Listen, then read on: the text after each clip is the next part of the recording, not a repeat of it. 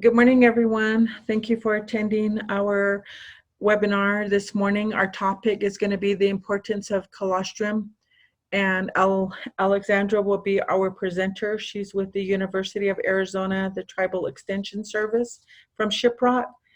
Before we begin, I would like to just cover a few slides. The Arizona Native American Producer Success Project 7 is a collaborative effort between Developing Innovations in Navajo Education, New Mexico Cooperative Extension Service, and the Diné College Land Grant Office.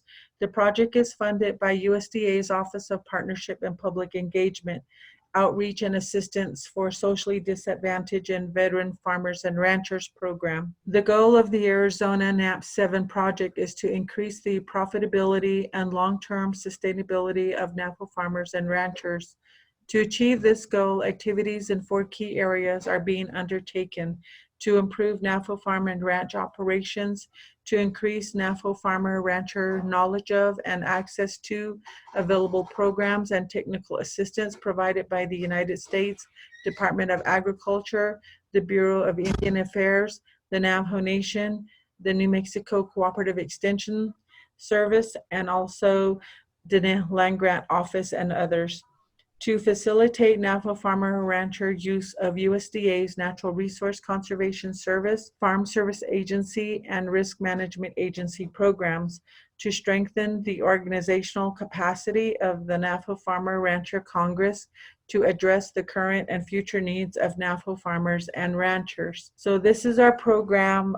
We've been doing quite a few webinars to engage our producers in, and hopefully they're able to watch a lot of the webinars that we've been posting on Facebook. So today I will give the floor to Alex, and she'll be presenting our presentation today. All right. Good morning, everybody. My name is Alexandra Carlisle.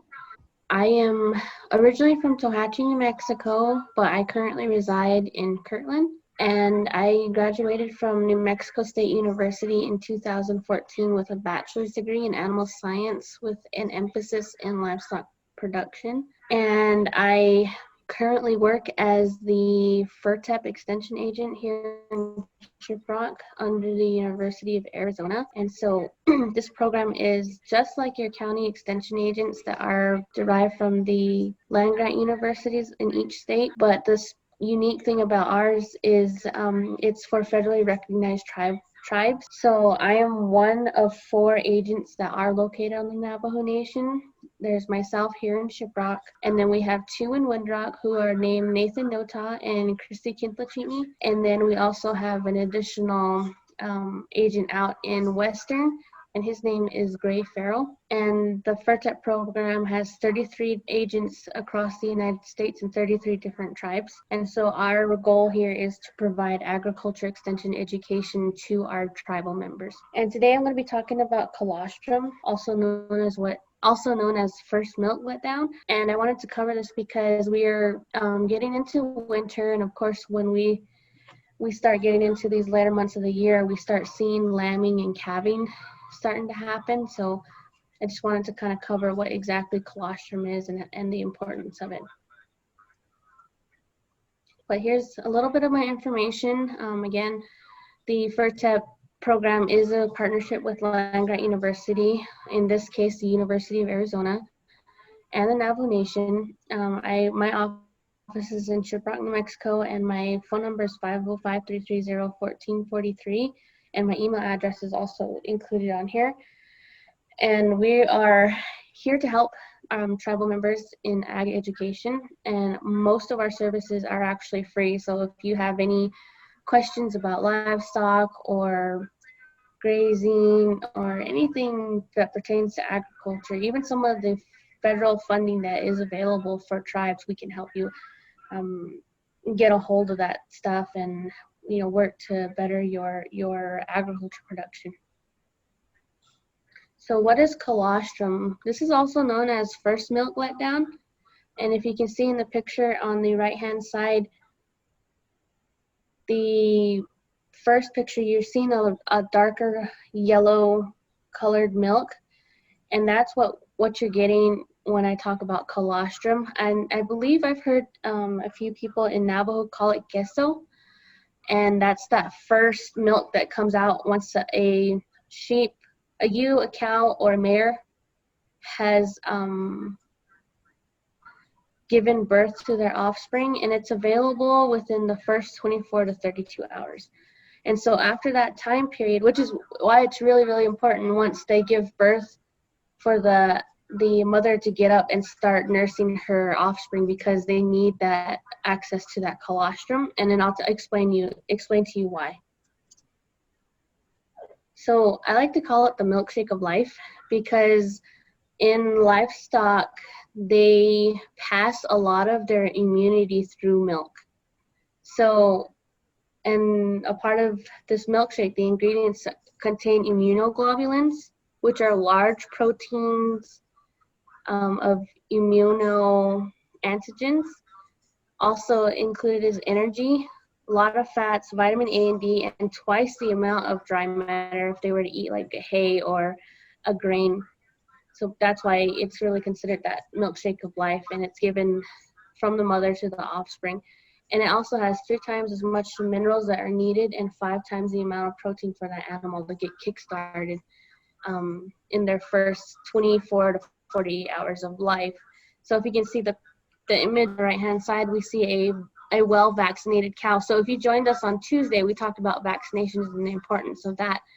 And when you vaccinate your livestock, if they are pregnant or are going to be pregnant, you kickstart the mother's immunity, and she has a development of the antibodies towards specific diseases that they would come in contact with. So she's able to mix all those immunoglobulins and antibodies inside this milkshake, and then once the calf or lamb suckles, they have access to that that milkshake that helps them get through that first 48 hours of life, because the first 48 hours is very crucial for them to develop and to get what they need to survive the first 2 weeks of life, because that first 48 and then the first 2 weeks are really stressful for them.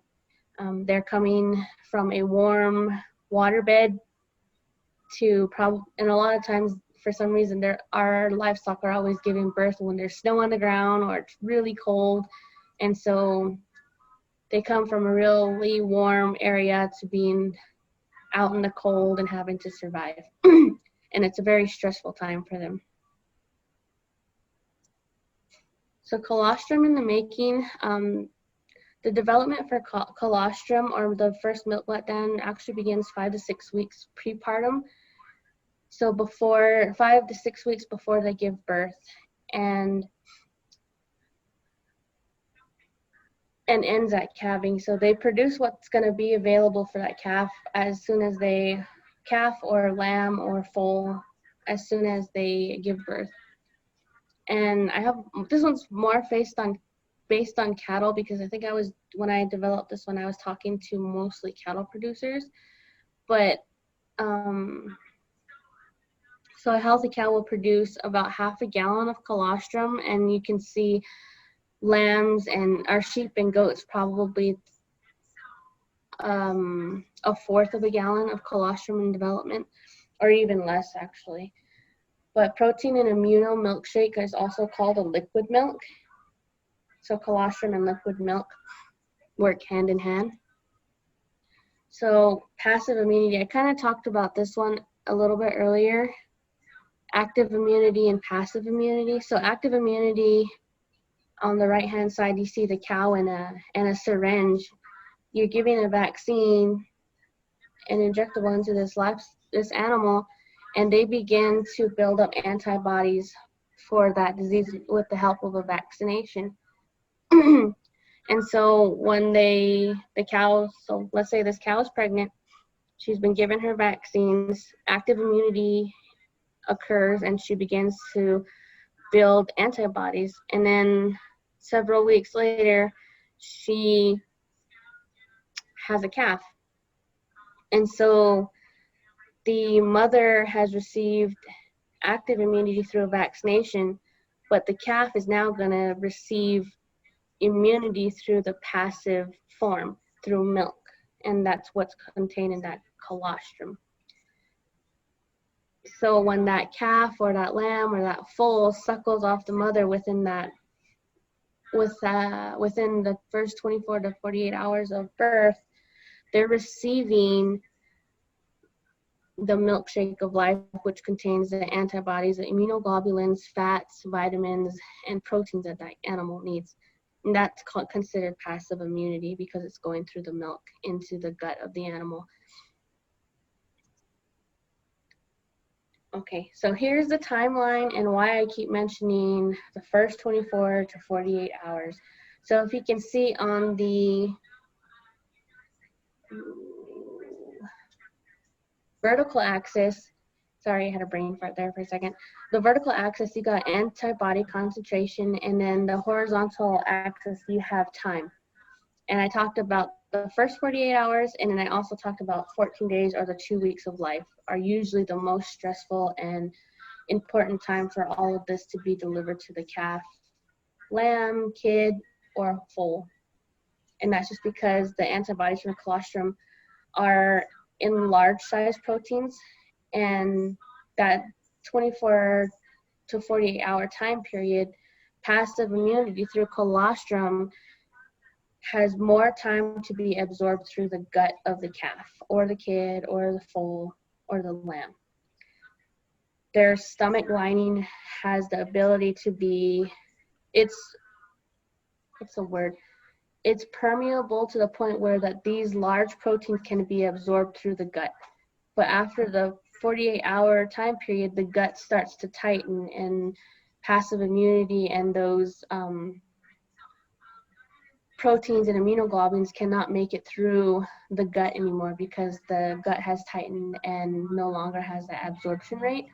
So just like a strainer, when you put or a sifter, when you're trying to separate small particles from large particles, over time, when the more you shake it, the larger particles cannot make it through and only the small ones do. So over time, the ability for absorption in that gut begins to decline.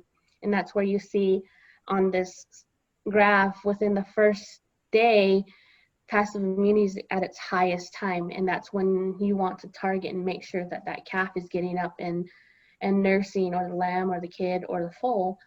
And this is really important for twins. If you know that your sheep is gonna lamb and she has a twin, a lot of the times the second one or the first one of the twins will usually not be able to get up and suckle and have access to that colostrum. And that's where us as producers need to be active and watching and making sure that that lamb is suckling. And if not, then there are other options that we can substitute, like milk replacers, and I'll cover that a little bit later, just to make sure that you're hitting that first 24 hours and you have the ability to get some of that colostrum in there. And sometimes you can even milk your cow or your ewe or your horse or your goat during that first 24 hours and get some of that colostrum too, and bottle feed it to that lamb or that kid or that goat or that calf, or the foal, I'm sorry, just to make sure that they're getting what they need and access to some of that immunity.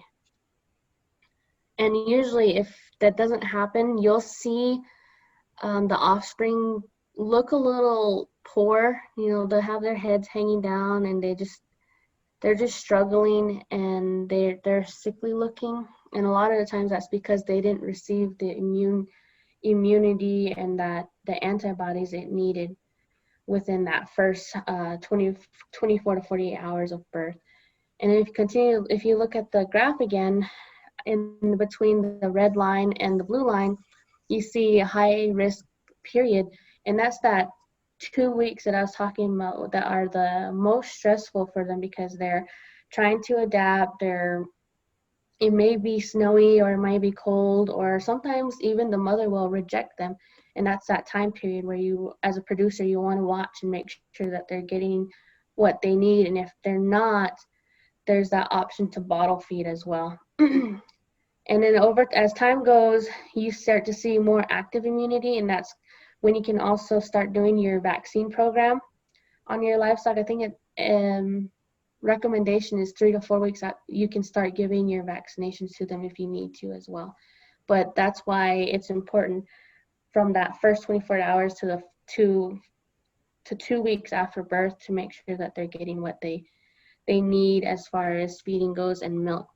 And when you run into situations like we're seeing now with drought and low forage availability, and if you joined us on Tuesday, I talked a lot about nutritional requirements drive the performance of your livestock. So if they're not meeting their nutritional requirements and they're trying to lactate, a lot of times you're not going to see much milk production as well.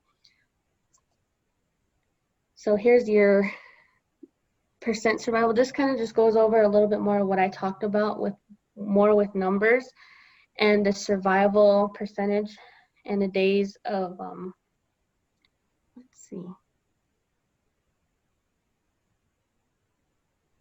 Yep, your survival rate increases if they are able to be exposed to the appropriate passive immunity over time. Time affects effectiveness of absorption, and I talked about this earlier too, the ability for the gut to be permeable enough to absorb these large proteins. And so on here I have a time frame of looking at the difference between 6 hours after birth versus 36 hours and the percentage of absorption effectiveness. So within the first 6 hours, you see 66% ability of that gut to absorb these immunoglobulins and these large proteins.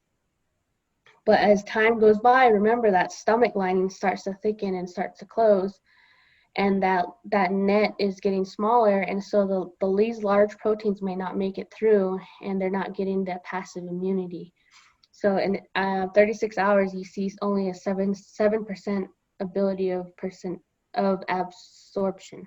Sorry, I get tongue twisted.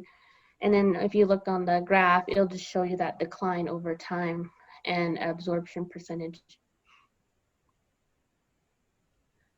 So there's 4 calf colostrum tips, is your quality, your quantity, and feed as soon as possible, and prepare for an emergency.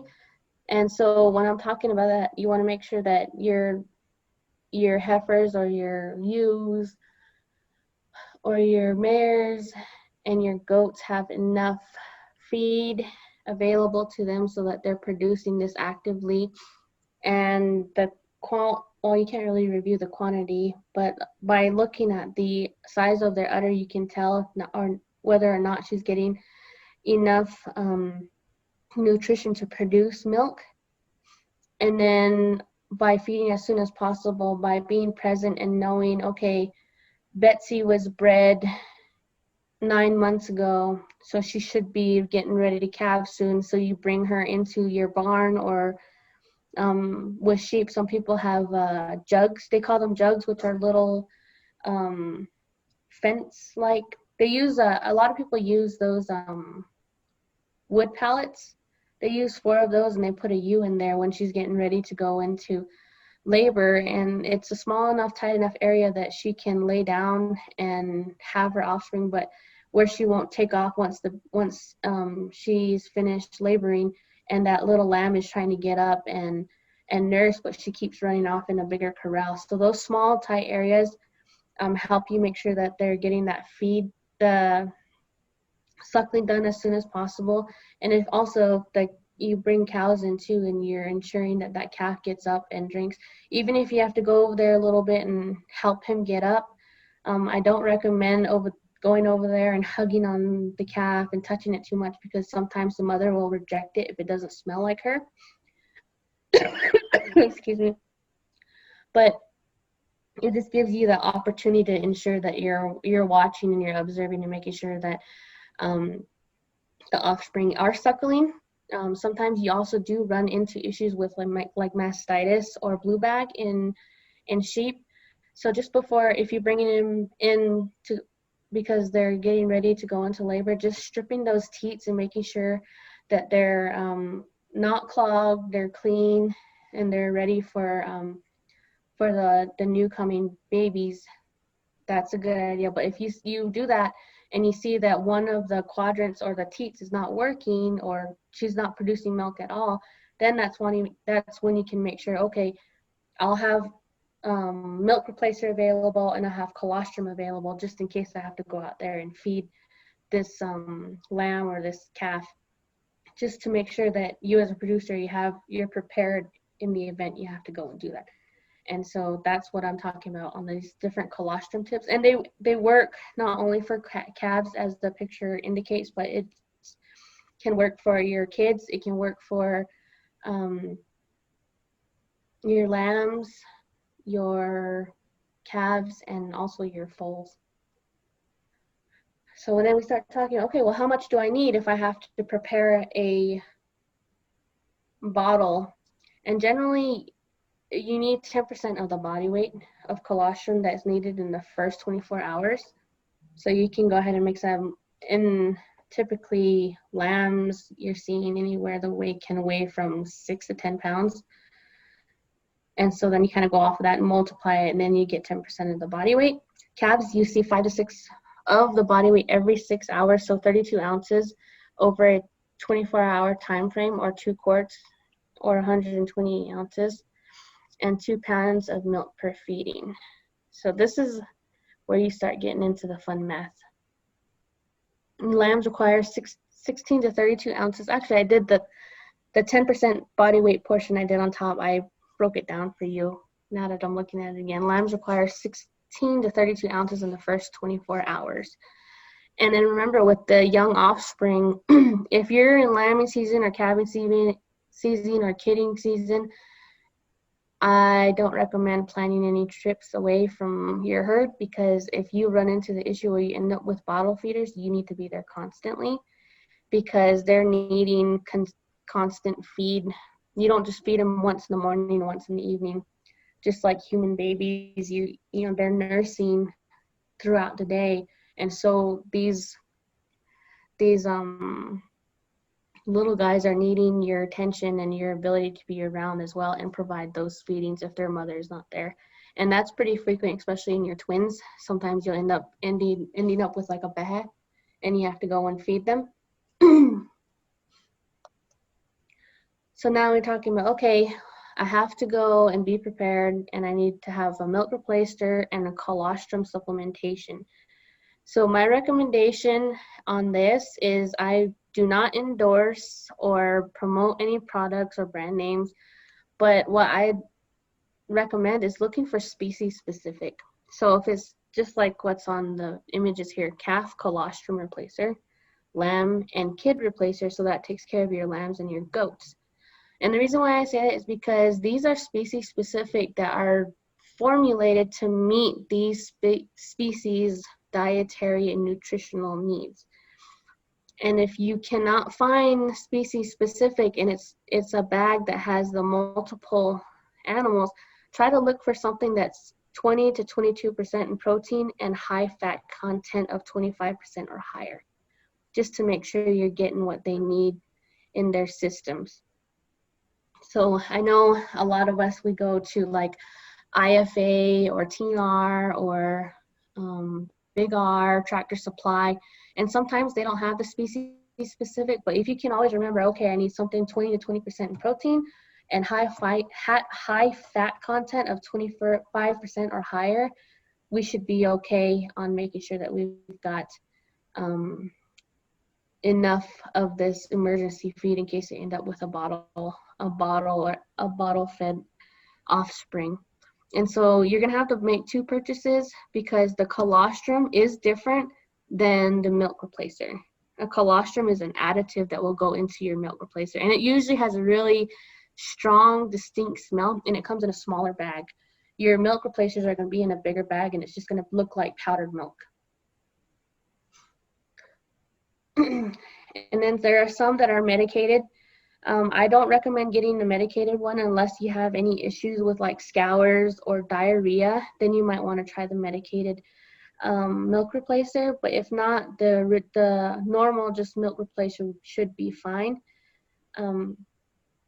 unless you run into any issues. And again, remember, when you're starting these animals on feed, you're introducing something new to their gut that they hadn't had. So sometimes you're going to get diarrhea, and so you just want to back off and watch how they're doing on this feed. And then once you're done with the milk replacer and say they start to eat grass or hay, you want to slowly introduce those things, because in your ruminant animals, which are your cows, your sheep, your goats, their rumen doesn't start to fully develop until 6 to 8 weeks after birth. So you know how cows and sheep, they have 4 stomachs? Over time, it takes those to develop and fully meet their full anatomical development. So you're also going to want to slowly introduce them to alfalfa or grass or whatever you decide to feed them. With that completes my presentation on colostrum and its importance. Does anybody have any questions? I know there's a lot of people that they want to go get, what is it called? Evaporated milk. And I don't fully recommend doing that. I think you're better off sticking with something that's actually made for them. But again, if you're having any issues budget wise, and sometimes it can get a little expensive, especially if you have a lot of bottle feeders, I would just try to make do with what you have, because something sometimes is better than nothing at all. But the biggest thing is watching the mothers and how they take care of their offspring. And if you get a mama cow or a ewe or a goat that just refuses to take care of their offspring, it's better to call her and get rid of her, because she's not doing her job. And you want to make sure that they're good mothers. And even so, for example, Betsy has a calf. As soon as she has her calf, she cleans it up a little bit, and then she just runs off and she doesn't feed it. And this calf is a heifer. That mothering trait of how Betsy treats her baby is passed off genetically, which means there's a 50% chance that heifer will not be a good mother either. The same thing with milk production. But then again, you also need to look at your feed program. If a cow or a ewe or a goat is not producing enough milk, are you feeding her enough? Is she getting enough to produce milk? So those are kind of the things you have to ask yourself and look at when you're talking about replacement heifers and replacement ewes and replacement goats and mares. So that's just a few tips and things to look at and kind of think about when you're done with your lambing, your calving, and your foaling season. Okay, who are the good mamas, and who did I have to go out there and constantly hold her down so that she could let her babies feed? And if you have to go catch the same ewe every day and make her stand there just to feed her lambs, then maybe she doesn't have a place in your herd, because she's creating extra work and she's not doing what she is meant to be doing. So with that, thank you for joining us this morning. I hope I provided some insight on lambing, kidding, and calving and foaling season, and the importance of milk replacers and that first milk letdown. If there's any questions, I can take them now. Alex, you do have a question on our chat. Will I be able to use the calf milk replacement and or colostrum supplements for the following birthing season, or would I need to buy it fresh each birthing season? I would check your label. Look for the expiration date and also how you store it. If you store it out in the open and it's exposed and it's not closed, then you're better off buying a new one each season. It really falls back on how you store your material. Some people just roll it up in a bag and throw it in the barn, and then when calving season comes around, they grab it, take the dust off, and then start feeding it. But the expiration date might have passed. It might have gone bad. So it's really looking at your label and the expiration date and how you stored it, and if you need to, I would buy new ones each season if you want to get the most out of it. Because remember, what you put inside their bodies, you're investing in not only their health, you're investing in their development, you're investing on how they're going to perform for the rest of their lives.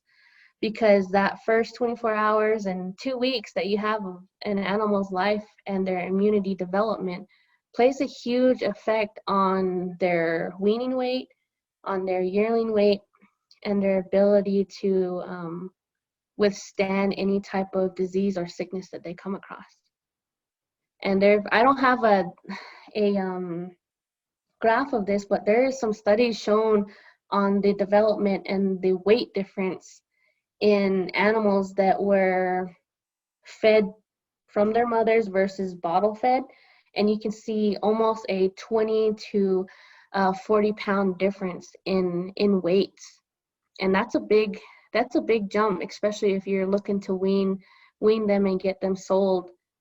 That's $20 to $40 per pound difference.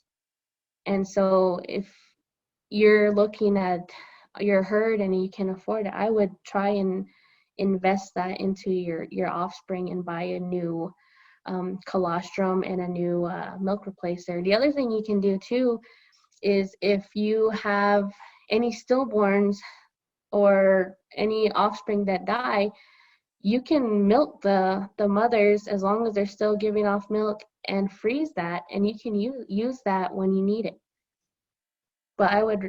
But if you're gonna deal, say you freeze some colostrum off a mother who gave birth to a stillborn lamb, but you milked her and you got some of that colostrum, you can freeze it, and when you go to feed it again, run it under hot water, or just like you do with a baby bottle, boil some hot water and put the bottle inside the boiling water and let it thaw out that way, instead of dumping it and trying to boil that, because you don't want to damage any of that protein that's in there.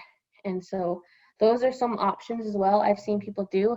And sometimes if a ewe or cow has a stillborn, or their offspring gets killed by coyotes or whatever, sometimes they'll adopt other ones too. And if you have cows that do that, and she has a heifer, a calf the next following year, you want to keep that calf because she's going to inherit that good mothering trait from her mama.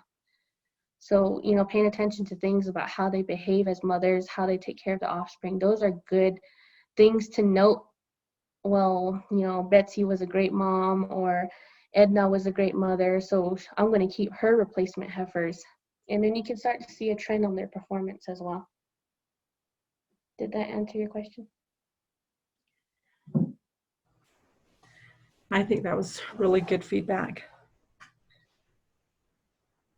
We have our contact information here if you need to reach out and maybe request a certain kind of webinar you'd like to be a part of, or would like to hear something different.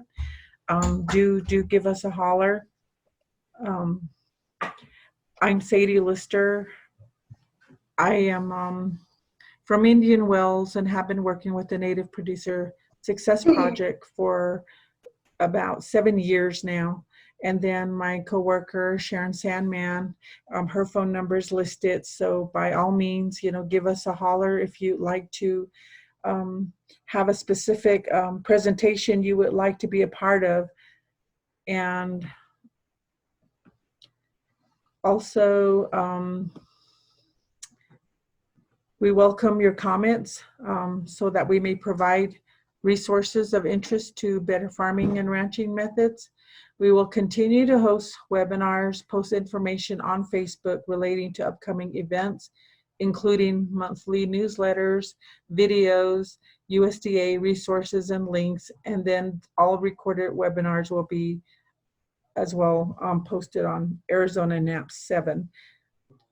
And here soon we will have a website, so you'll be able to, you will be able to get on our website to view all the webinars that we have conducted. we will have like titles on them, so you'll be able to see what they're about and you'll be able to open them. We do also have New Mexico NAPS 6, and you can get on their website just as mine is written, Arizona NAPS 7. It's NM NAPS 6. You will be able to find them on Facebook. And then our Navajo Farmer Rancher Congress Facebook page is still up, so we also post a lot of information there too. If that's what you have, you should be able to see all our flyers going up for the webinars that are coming up. So with that said, I want to just thank everyone for attending our webinar today and appreciate it. Next month on the 19th, we're going to be covering another webinar, and this is going to be value-added products for international sale. So if you are interested, you'll be able to see the flyer on Facebook so you can get on our Zoom webinar again. And any recommendations, by all means, do share them with us. I appreciate you guys for getting on. Have a wonderful day. Thank you.